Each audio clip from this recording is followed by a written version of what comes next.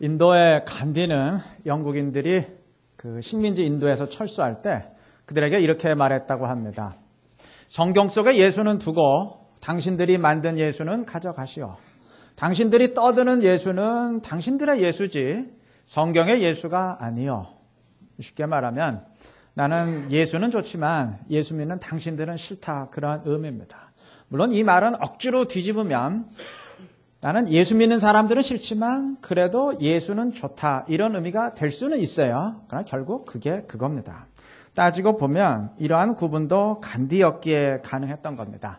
간디 정도의 지성과 냉정한 통찰을 지녔기에 그나마 예수님과 예수 믿는 사람들을 구분해서 생각한 것이지, 보통 사람 같았으면 성경 속의 예수도 가져가시오 이렇게 말하기 마련입니다. 교수가 싫으면 그 교수가 강의하는 과목도 싫듯이 예수 믿는 사람이 싫으면 교회도 싫고 기독교도 싫고 예수님도 싫은 법입니다. 나는 교회는 꼴보기 싫지만 예수 믿는 사람들은 꼴보기 싫지만 예수는 믿고 싶다, 이러한 사람이 과연 몇 사람이나 되겠습니까? 이러한 관점에서 볼 때 오늘날 교회가 직면한 위기는 매우 심각하다 못해 절망적입니다. 사회를 바라보는 교회의 시선이 차가운 차원을 넘어서 경멸적이기까지 합니다. 교회가 불미스러운 일로 TV와 신문의 조명을 받는 일이 예사롭게 된 것을 생각하면 어쩌면 이러한 현상이 당연한지도 모르겠습니다.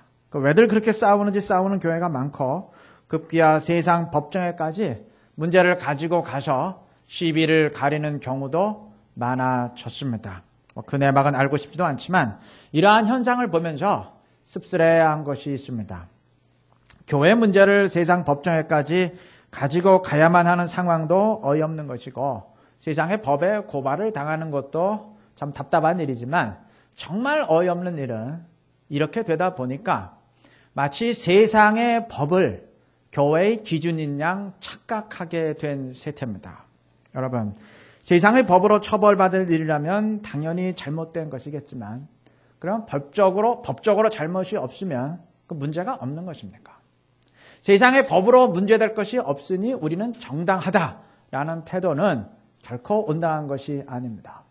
세상의 법이 무죄로 판결했으니 우리는 정당하고 아무 문제없는 우리를 비난하는 자들이 사단에 빠진 자들이다라는 식이라면 정말 아연실색할 수밖에 없습니다. 여러분, 도대체 언제부터 교회와 그리스도인의 기준이 세상의 법이 되었습니까? 여러분, 세상의 법으로만 따진다면 물론 극단적인 예지만 설령 우상을 숭배하고 귀신을 섬긴다 한들 하등 문제될 것이 없습니다. 내가 제 이름 예수다라고 선전을 해도 경찰이 체포하지 않습니다. 그 종교의 자유에 속할 뿐입니다.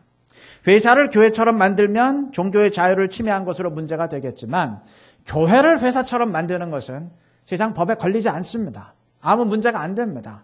그렇다고 정말 문제가 없는 것입니까? 한 세기 전 이 땅에 복음이 들어왔을 때 조선의 교회는 다른 나라에서 예를 찾기 힘들 정도로 힘있게 성장했습니다. 물론 하나님이 하신 일이지만 사회적 관점에서 볼 때 그리스도인들에게 변화의 모습이 있었기 때문입니다.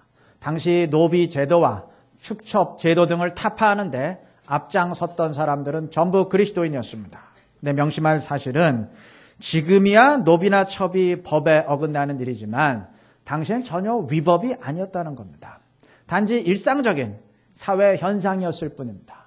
그럼에도 그리스도인들은 노비 문서를 불태우고 자유를 주었고 자신의 재산을 떼어주면서 첩들을 다 내보냈습니다. 세상의 법과 기준으로 문제가 없을지 모르나 하나님의 말씀엔 어긋난다고 판단했기 때문입니다. 그들은 세상의 기준을 따지며 세상에 맞추지 않았습니다. 그들은 세상을 넘어섰고 그러하였기에 복음으로 세상을 정복해 갈 수 있었던 겁니다. 성경이 증언하듯이 초대교회는 유대인과 이방인의 구분을 없앴습니다. 유대인이 이방인을 차별하는 것은 그건 수천 년을 이어온 의식입니다. 유대 사회에서 차별은 당연한 것이었고 오히려 서로 동등하다는 태도가 심각한 문제가 됩니다. 그럼에도 교회는 유대인과 이방인의 동등함을 인정했습니다. 사회의 기준과 법이 어떠하든 하나님의 뜻은 차별이 아님을 깨달았기 때문입니다. 만약 그렇지 못했더라면 하나님의 계획도 이방의 선교도 전혀 진행될 수 없었을 것입니다. 오늘날 우리가 법적으로 문제가 없는데 무슨 상관이냐, 이를 비판하는 것은 사단의 짓이다 라고 생각한다면 그건 예수님도 사탄으로 만드는 것입니다. 예수님은 바리새인들을 혹독하게 책망하셨는데 당시 유대의 법으로 바리새인들은 하등 거리낄 것이 없었습니다. 그럼 이들을 비판한 예수님이 무슨 사탄의 하수인 쯤 됩니까? 오늘 본문의 내용은 유대의 지도자들과 백성들이 예루살렘으로 이주한 이야기입니다. 성벽을 완공한 뒤 느헤미야와 백성들은 회개 운동을 벌였고 그동안 순종하지 못했던 것을 순종하기로 하나님과 언약을 맺었습니다. 그리고 오늘 본문에서 예루살렘의 부족한 인구 문제를 해결하기 위해서 백성의 10분의 1이 그 땅으로 이주하는 헌신을 단행했습니다.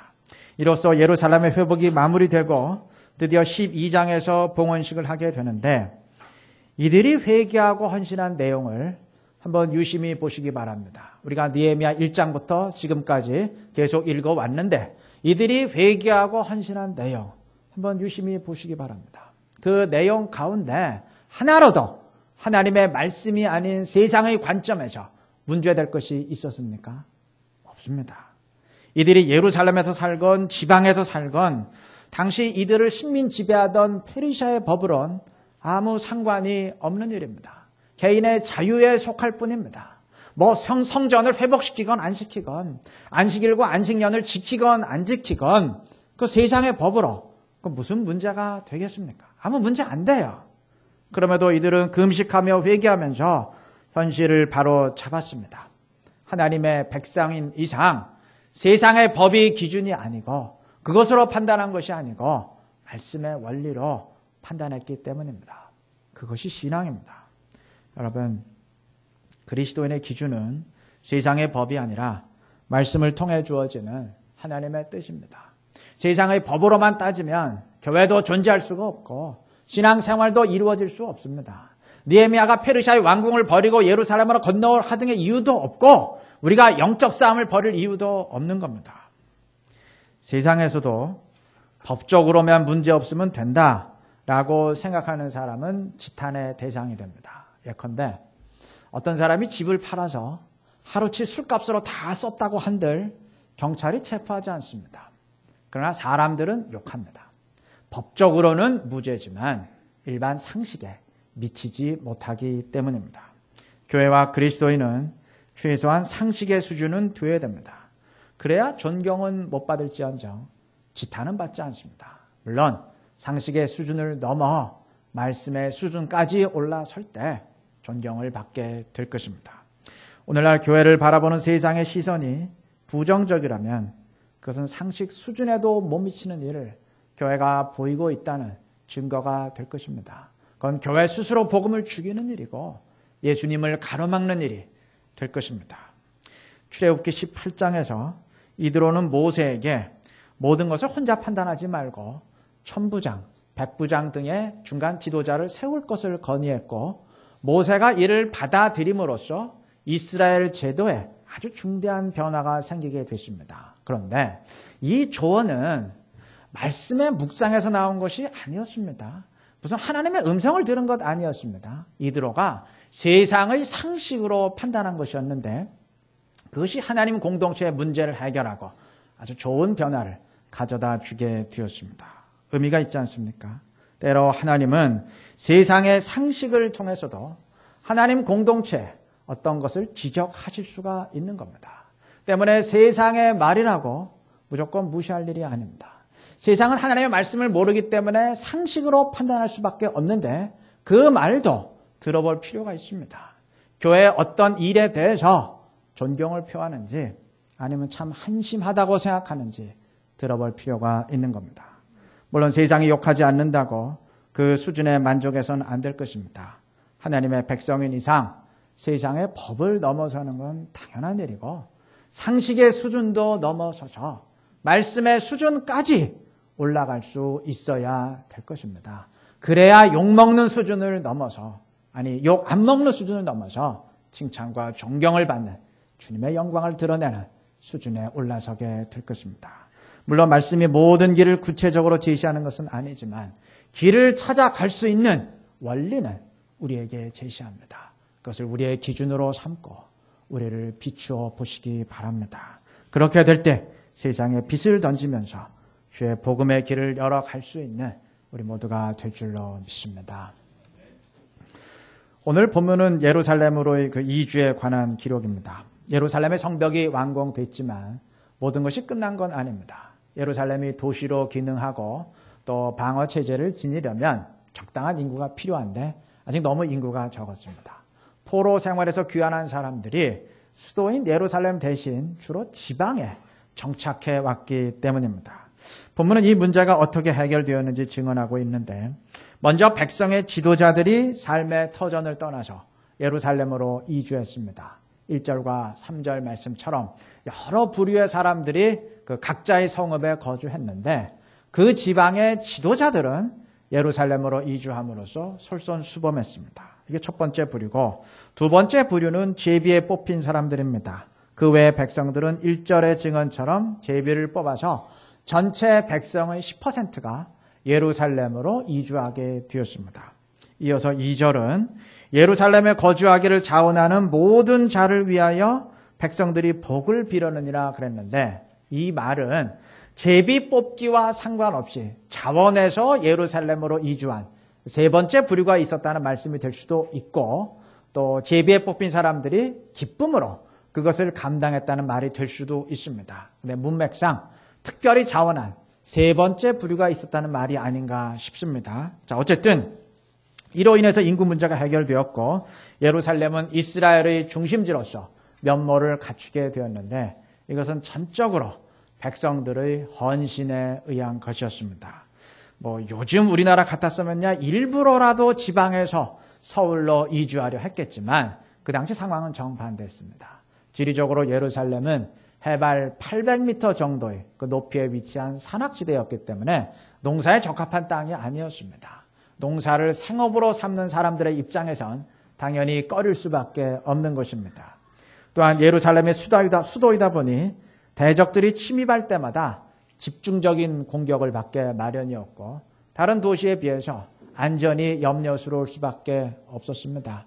그러했기에 7장 4절 말씀처럼 예루살렘은 아직 사람도 적고 주택도 건축되지 못한 채 황량한 곳으로 남아 있었던 겁니다. 그럼에도 백성들이 이곳으로 이주한 것은 주님을 위한 헌신의 결단이었습니다.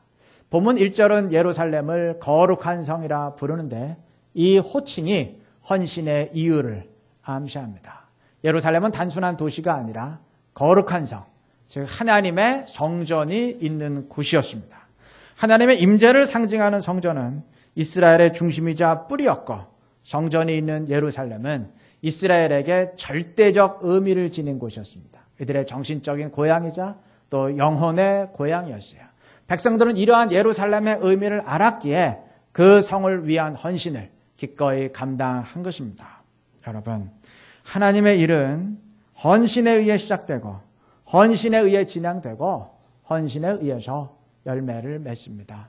지금까지 느헤미야서의 이야기가 진행될 수 있었던 것은 그 과정마다 여호와를 경외하는 자들의 헌신이 있었기 때문입니다. 생업의 피해를 감수하면서도 성벽 공사에 참여하는 백성들의 헌신이 있었고 지난주에 보았듯이 경제적 압박이 심한 상태에서도 성전을 회복시키기 위해서 여러 가지 부담을 떠안는 그 백성들의 헌신이 있었고 오늘 본문에서처럼 예루살렘으로 이주하는 헌신이 있었고 과정마다 헌신이 있었기에 주님의 뜻이 이루어질 수 있었던 겁니다. 물론 그 시작은 페르시아의 높은 지위를 버리고 예루살렘으로 건너온 느헤미야의 헌신이었습니다. 오늘 우리가 찬송했듯이 작은 불꽃 하나가 큰 불을 일으키게 되는 겁니다. 그 한 사람의 헌신이 모든 사람에게 옮겨 붙게 되었던 겁니다. 한 사람의 힘으로 무엇을 할 수 있겠는가 코웃음 친다면 요셉과 느헤미야의 이야기, 에스더 등의 이야기를 읽어보아야 할 것입니다. 적은 누르기, 큰 덩어리를 만든다는 주님의 말씀은 괜히 주신 말씀이 아닙니다. 소수의 헌신이 세상을 변화시키는 것은 세상의 경험만 그런 것이 아닙니다. 하나님 나라의 원리 역시 그러한 것입니다. 신앙은 헌심이 아니라 헌신입니다. 마음을 드리는 것에 그치는 것이 아니고 몸을 드리는 겁니다. 여러분, 마음으로야 무엇인들 못하겠습니까? 뭐 순교인들 못하겠습니까? 다 할 수 있죠.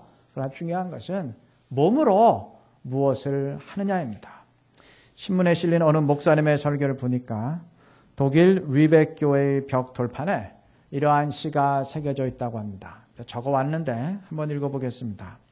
너희는 나를 주라 부르면서 따르지 않고 나를 빛이라 부르면서 우러러보지 않고 너희는 나를 길이라 부르면서 따라 걷지 않고 너희는 나를 존귀하다 하면서 섬기지 않고 너희는 나를 의롭다 하면서 두려워하지 않으니 그런즉 너희를 꾸짖을 때 나를 탓하지 말라. 여러분, 입술의 고백은 더할 나위 없이 훌륭하지만 몸이 따라가지 않는 것에 대한 지적입니다. 신앙은 헌신입니다. 만약 헌신 없는 신앙을 간구한다면 그것은 맵지 않는 고추를 찾고 전혀 실패의 위험이 없는 사업을 간구하는 것보다 훨씬 더 어리석은 주문이 될 것입니다. 주님은 마태복음 11장 28절에서 수고하고 무거운 짐진 자들아 다 내게로 오라. 내가 너희를 편히 쉬게 하리라 말씀하셨습니다. 여기까지만 들으면 신앙생활이 마냥 편하기만 할 것 같습니다. 근데 바로 그 다음 구절에서 주님은 말씀하십니다. 나의 멍에를 메고. 신앙은 주님의 멍에를 메는 헌신입니다.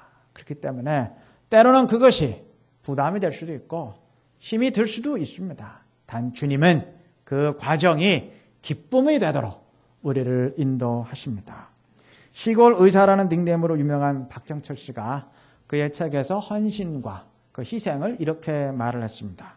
희생은 이익을 바라지 않고 힘든 일을 행하는 것이며 헌신은 이익을 바라지 않고 힘든 일을 기쁜 마음으로 행하는 것이다. 그러니까 헌신이란 희생과 똑같은데 차이점이 뭐냐? 희생을 기쁜 마음으로 하는 것이라는 말이에요. 하나님이 인간을 이러한 구조로 만들어 놓았습니다.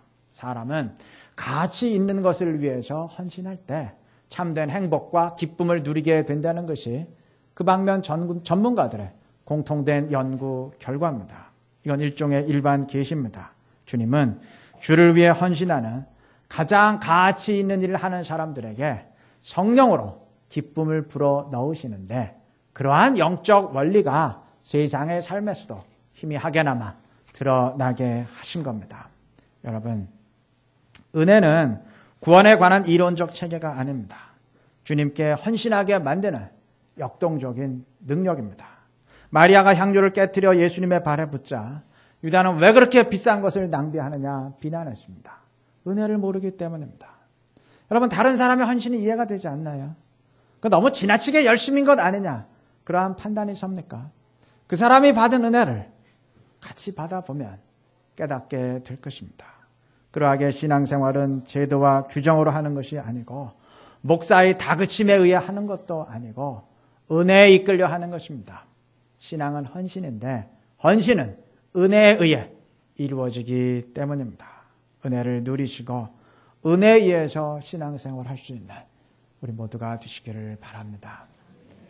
말씀을 맺겠습니다.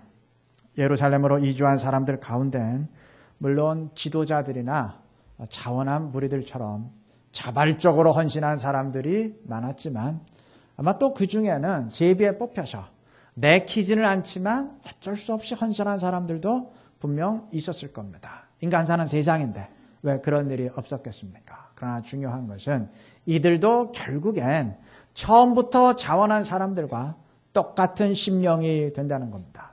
일단 헌신하면 어느 순간 주님이 그에 맞는 믿음을 불어 넣으시기 때문입니다. 자원하는 믿음이 물론 헌신을 낳지만 헌신이 또한 믿음을 낳게 되는 겁니다. 그러니 설령 그리 내키지 않더라도 주님이 말씀하셨으니까 일단 순종해 보자. 이러한 마음으로 헌신의 발걸음을 내디디시기 바랍니다. 그러면 그 과정 가운데 주님이 자원하여 헌신할 수 있는 그 심령을 우리에게 불어 넣으실 줄로 믿습니다. 주님은 우리가 모두 그러한 자원하는 심령을 지니시기를 원하십니다. 주님이 우리에게 사명을 맡기는 이유가 그 때문입니다. 여러분, 주님의 입장에서 이렇게 교회를 세우고 우리에게 사명을 맡기시고 일을 맡기시는 것이 큰 손해입니다. 주님은 그냥 주님이 하늘의 천사들을 동원해서 주님의 일을 끝내버릴 수 있습니다. 말씀 한마디로 우주를 창조하듯이 단숨에 이 땅을 복음화시킬 수 있어요. 그런데 이렇게 2000년 이상 지체되는 것을 인내하시면서까지 그렇게 하지 않으시고 우리를 통해 일을 하시는 이유가 무엇일까요? 우리의 헌신을 기뻐하시고 그것을 원하시기 때문입니다. 소설가 이문열 씨가 쓴 사람의 아들이라는 소설이 있어요. 여기 제목 사람의 아들은 예수님을 가리킵니다. 성경에 인자 있죠. 사람의 아들. 그것을 가리키는데 이 소설에서 아하스페르츠라는 사람은 예수님이 오병이어의 기적을 베풀자 흥분해서 예수님을 찾아옵니다. 그런데 그의 기대와 달리 예수님이 기적을 통해서 사람을 강제하지는 않겠다고 말씀하시자 이제 예수님께 비난을 퍼붓습니다. 이제 저들은 당신의 말이라면 무엇이든 믿고 당신이 가는 곳이라면 어디든 따라갈 것이요. 당신의 권능이 두려워서라도 인간은 아무도 말씀에 거역하지 않을 것이요. 그런데도 당신은 그러한 지름길을 두고 굳이 둘러가겠다는 말이요. 비난을 퍼붓습니다. 그의 비난은 효율의 관점에서 보면 지극히 당연한 비난입니다. 주님이 작정하고 기적의 능력을 베풀면 이 땅에 그 누구라도 주님의 능력이 무서워서 감히 불순종하지 못할 터인데, 그래서 단숨에 이 땅을 복음화시킬 수 있을 터인데 그 왜 그렇게 하지 않으실까요? 그러지 않는 이유가 뭘까요? 왜 우리에게 맡기실까요? 우리의 자발적인 헌신을 원하시기 때문입니다. 주님의 능력이 무서워서 행동한다면, 그 무섭기 때문에 행동한다면 그거는 강제에 의한 반응이지 진정한 사랑은 될 수 없을 겁니다. 사랑은 자발적입니다. 그렇지 않습니까? 주님은 우리를 사랑하시기에 또한 우리의 사랑을 원하시는 겁니다. 주님을 사랑하는 마음으로 헌신하는 우리의 모습을 주님은 원하시는 겁니다. 우리 모두 자원하는 심령을 간구하시기 바랍니다. 주님을 사랑함으로 헌신할 수 있는 우리가 되시기를 바랍니다. 그래서 주님을 기쁘시게 하고 주의 뜻을 이루어 갈 수 있는 우리 금강교회 모든 지체들이 되시기를 그리스도의 이름으로 축원합니다.